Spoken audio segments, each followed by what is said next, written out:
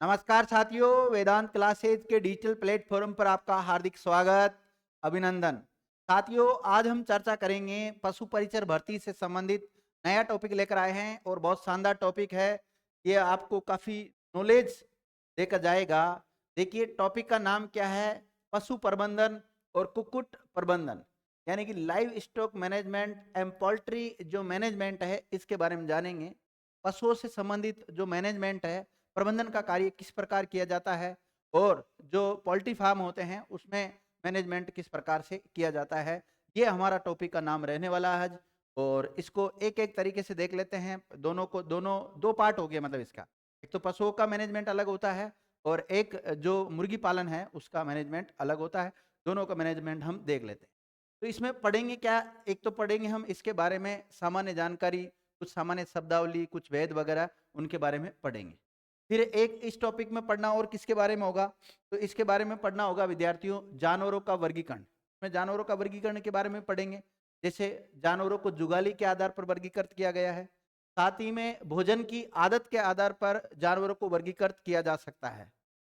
और गाय और भैंस जो जानवर है, काफी बड़े जानवर होते हैं, पालतू जानवर। ज्यादातर लोग बाग जो डेयरी वगैरह करते हैं, मैं तो गाय को पालते हैं या फिर भैंस को पालते हैं। तो इनके बारे में भी, इनमें क्या अंतर है, अंतर मतलब जैसे इनकी शारीरिक संरचना में क्या अंतर है, इनके और भी कई अंतर होते हैं। जैसे इनमें आपस में जो समागम करवाया जाता है उसे क्या कहते हैं, इनमें जो क्रॉसिंग करवाई जाती है, प्रसव जो क्रिया होती है उसको क्या बोलते हैं, इनके ग्रुप को क्या बोलते हैं, इनके जो संतति उत्पन्न होती है उनको किस नाम से जाना जाता है। ठीक है, और भी बहुत सारे इनमें अंतर हैं, उन तमाम अंतरों को हम देखेंगे। साथ ही में जो जनरल टर्मिनोलॉजी आती है विद्यार्थियों, टर्मिनोलॉजी है, इसके बारे में हम पढ़ेंगे। सामान्य कुछ शब्दावलियां है, इनको बारे में देखेंगे। इसके अलावा कुछ इंपॉर्टेंट फैक्ट जो केवल मतलब हमें फैक्ट याद करने होते हैं, उनके बारे में हम अध्ययन करेंगे इसमें। और जो पशु होते हैं, जैसे डेयरी फार्म वगैरह होते हैं, उसमें किस प्रकार की आवासीय व्यवस्था होनी चाहिए, तो हाउसिंग सिस्टम ऑफ एनिमल्स, इसको भी हम देखेंगे। साथ ही में जैसे मुर्गी पालन से संबंधित जो मुर्गी प्रबंधन है तो हम पढ़ेंगे। तो उसमें जो पोल्ट्री का जो मैनेजमेंट है, किस प्रकार से उनका मैनेजमेंट किया जाता है, उसको देखेंगे। मुर्गियां, आपको पता है, पिंजरे में, खुले स्थान में किस प्रकार से पोल्ट्री फार्म में रखी जाती है, उनकी क्या साइज होनी चाहिए, उनकी आवासीय प्रणाली के बारे में भी हम पढ़ेंगे। इसके अलावा प्रतिदिन पीने के पानी की आवश्यकताएं और गोबर उत्पादन, मतलब पशु को कितना पानी डेली पिलाना चाहिए और कितना वो गोबर का प्रोडक्ट करता है, जो उसका मल वगैरह निकलता है वो कितना निकलेगा, इसके बारे में सामान्य जानकारी होना चाहिए। और विभिन्न जानवरों के जीवन काल और यौनावस्था की उम्र देखेंगे, मतलब कौन सा जो जानवर है वो कितनी एज होती है उसकी और कब तक वो युवा रहता है, यौन अवस्था के बारे में भी देखेंगे। तो इन तमाम बिंदुओं के ऊपर हम इस टॉपिक के अंदर चर्चा करेंगे। कम से कम जब कोई टॉपिक की शुरुआत करें तो उस टॉपिक के बारे में हमें ये पता होना चाहिए तो भाई पढ़ना क्या क्या है इसके अंतर्गत हमको। अब देखो, अगर आप कुछ बातें हैं, इन बातों का अगर ध्यान रखोगे तो प्रबंधन करते समय इन बातों का ध्यान रखा जाता है तो बहुत अच्छे तरीके से आपको लाभ प्राप्त हो सकेगा और बहुत ही शानदार तरीके का आप मैनेजमेंट कर सकते हो। तो अच्छा मैनेजमेंट करने के लिए आपको क्या किस किस बिंदुओं के ऊपर ध्यान रखना होगा वो देख लेते हैं। यानी कि देखो, यहाँ क्या लिखा हो, पशु प्रबंधन के अंतर्गत पशुओं के प्रजनन से संबंधित आहार उत्पादन का प्रबंधन शामिल होता है। हाँ, मतलब जैसे पशुधन का जो प्रबंधन किया जाता है, इसमें हम मुख्य रूप से कौन कौन से बिंदुओं को शामिल करते हैं।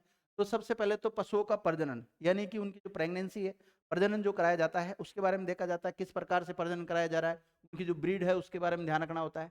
और किस प्रकार का उनको भोजन खिलाया जा रहा है, वो इसका मैनेजमेंट में आ जाता है। कब कौन सा भोजन दिया जाएगा, संतुलित भोजन, गर्भवती अगर कोई पशु है तो उसको कौन सा भोजन देना चाहिए, कौन सा नहीं देना चाहिए। इसके अलावा जो उत्पादन है, जैसे जो पशु होते हैं, कुछ ऊन उत्पादित करते हैं, कुछ मांस उत्पादन के लिए पाला जाता है, किसी को दूध उत्पादन के लिए पाला जाता है, तो उसका किस प्रकार से आप मैनेजमेंट करते हैं वो सब इसमें आ जाता है। जिसके लिए कुछ पद्धतियां अपनाई जा सकती है जो निम्नलिखित है। मतलब एक अच्छा मैनेजमेंट करने के लिए और अच्छा उन पशुओं से लाभ कमाने के लिए आपको किस किस बातों का ध्यान रखना चाहिए, यहाँ पर कुछ बिंदु दे रखे हैं, उनको हम देखेंगे। तो सबसे नवजात बच्चे का पालन पोषण सही ढंग से होना चाहिए, क्योंकि जानवर है, जानवर का बच्चा अगर विद्यार्थी सही तरीके से पाला पोसा जाएगा, वो स्वस्थ रहेगा, तो जानवर के जैसे बच्चे होते हैं कई बार वो मर जाते हैं तो फिर विद्यार्थी वो जानवर समय पे दूध नहीं देता है या सही प्रकार से उसका दूध का प्रोडक्ट नहीं निकल पाता है।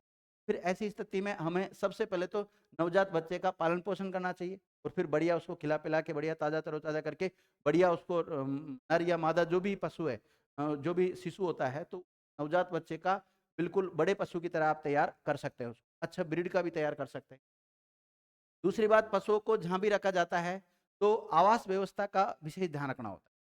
पशुओं की कौन सी जगह पर उनको रखा जा रहा है, उनकी आवास व्यवस्था कैसी है, उसका ध्यान रखना होता है। पशुओं की आवास व्यवस्था का ध्यान तो रखते हैं, साथ ही में उनके बधियाकरण का समय पर जैसे कई ऐसे नस्ल होते हैं जो कोई काम के नहीं होते हैं, उनको बधियाकरण कर दिया जाता है, उनको कई प्रकार के बैल बना दिया जाता है जिनसे उनको भारवाही पशु में यूज लिया जा सके उनका।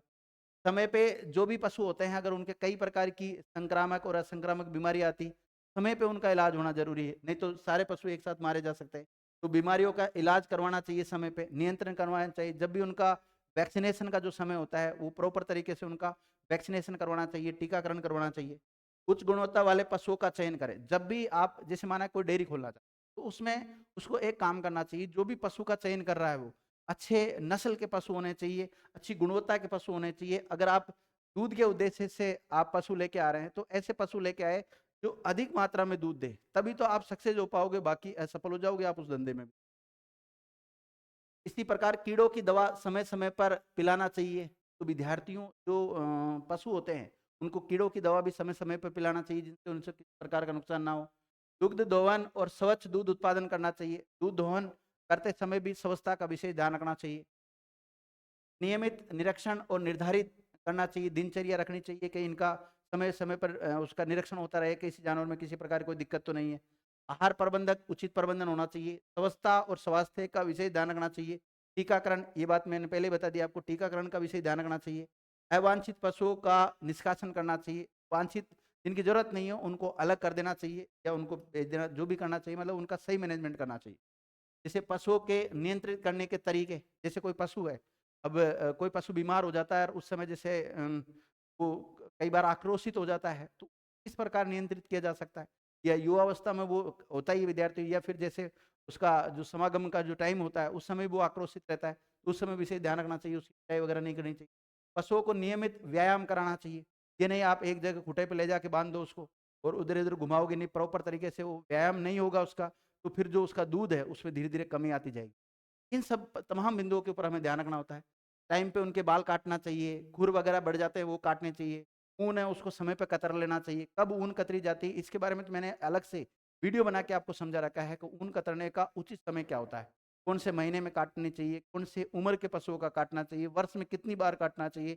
इन तमाम बिंदुओं के ऊपर मैं चर्चा कर चुका हूँ पहले ही आपसे। पशुओं से संबंधित हर रिकॉर्ड को रखना चाहिए। प्रत्येक पशु का रिकॉर्ड रखना चाहिए कि कब क्या बीमारी हुई थी, कब इसके कौन सा टीका लगा, प्रत्येक का रिकॉर्ड एक प्रॉपर एक मैनेजमेंट उसी को ही कहते हैं विद्यार्थियों। प्रॉपर तरीके से हर चीज का सिस्टमेटिक ढंग से लिखा पढ़ी करके उसको तैयार रखना। अगर आप इन सभी बिंदुओं का ध्यान रखोगे तो पशुओं का एक बेहतर प्रबंधन किया जा सकता है, बहुत शानदार मैनेजमेंट कर सकते हो। और अच्छा मैनेजमेंट करोगे तो उससे आपको बेनिफिट भी बहुत अच्छा होने वाला है, मतलब लाभ भी बहुत अच्छा प्राप्त हो जाएगा। तो सबसे पहले जानते हैं हम जानवरों के वर्गीकरण का। जानवरों का वर्गीकरण दो आधार पर किया जाता है। एक तो वो जो जुगाली करते हैं उसके आधार पर, और एक उनकी भोजन की आदत के आधार पर। तो जानवरों का वर्गीकरण मुख्य रूप से दो आधारों पर किया जाता है, जुगाली के आधार पर और भोजन की आदत के आधार पर। सबसे पहले जानते हैं कि जुगाली के आधार पर इनका वर्गीकरण किस प्रकार किया जाता है। जुगाली के आधार पर कुछ तो रूमंती जानवर होते हैं, कुछ आभासी जानवर होते हैं, आभासी रूमंती जानवर होते हैं, और कुछ अरूमंती जानवर होते हैं। तो रूमंती जानवर क्या जुगाली करते हैं? बिल्कुल करते हैं। क्या आभासी रूमंती जानवर होते हैं वो भी जुगाली करते हैं? वो भी जुगाली करते हैं विद्यार्थियों। लेकिन अरूमंती जानवर जुगाली नहीं करते हैं। जुगाली आपने देखा होगा, कोई जानवर खाना खाने से पहले या खाना खाने के बाद में ऐसे चरता रहता है, वो मतलब मुंह मुंह चलता रहता है, उसको जुगाली करना कहते हैं। इसके अलावा अमाशय के भाग की बात करें तो जो रूमंती जानवर होते हैं उनके अमाशयों की संख्या 4 होती है। आभासी रूमंती जानवर है उनके अमाशयों की संख्या 3 है। और अरूमंती जानवरों की जो अमाशय है उनकी संख्या कितनी होती है? 1 होती है। तो प्रश्न आपके एग्जाम में ऐसे बनेगा, बहुत सरल प्रश्न बनेगा, अरूमंती जानवरों के अमाशय की संख्या कितनी होती है? 1 2 3 4, इस प्रकार का विकल्प आएगा। अगर आपने पढ़ा हुआ है तब तो 1 कर दोगे, नहीं तो कुछ भी कर सकते हो। अब रूमंती जानवरों में आते कौन कौन से हैं? गाय, भैंस, भेड़, बकरी, हिरण, ये चारा चरने के बाद में जुगाली करते रहते हैं विद्यार्थियों, आपने देखा होगा इनको। और अगर बात करें आवासी रुमंथी जानवर, तो इसमें एक तो ऊंट है, लामा है, ये आ जाते हैं। और अरुमंथी जानवर में कौन आते हैं, जैसे खरगोश आता है, कुत्ता आता है, बिल्ली आता है, घोड़ा आता है और सुअर आ जाता है, ये अरुमंथी में आ जाते हैं। रुमंथी में कौन से आते हैं, कौन से नहीं आते हैं, ये सब हम जुगाली के आधार पर वर्गीकरण करते हैं। तो जुगाली के आधार पर 3 प्रकार के होते हैं, रुमंथी, आवासी रुमंथी और अरुमंथी, 3 टाइप के होते हैं। अब दूसरा पढ़ेंगे विद्यार्थियों हम भोजन की इनकी जो आदत है उसके आधार पर इसका वर्गीकरण किया जाता है। तो इसके आधार पर 3 प्रकार के होते हैं, एक तो शाकाहारी होगा, एक मांसाहारी होगा, एक सर्वाहारी होगा। तो भोजन की आदत के आधार पर एक शाकाहारी, दूसरा मांसाहारी और तीसरा सर्वाहारी होता है। अगर हम देखें शाकाहारी भोजन में क्या खाते हैं, जैसे चारा, दाना, पादप वगैरह इनको खाते हैं। और इनमें शाकाहारी में कौन से आते हैं, जैसे रुमंथी जानवर सारे आ जाते हैं, जिनके अभी उदाहरण मैंने अभी बताया आपको, साथ ही में घोड़ा आ जाता है, ऊंट आ जाता है, ये सब शाकाहारी में आ जाते हैं। इसके अलावा मांसाहारी में देखे विद्यार्थी तो कौन से आते हैं, मांस,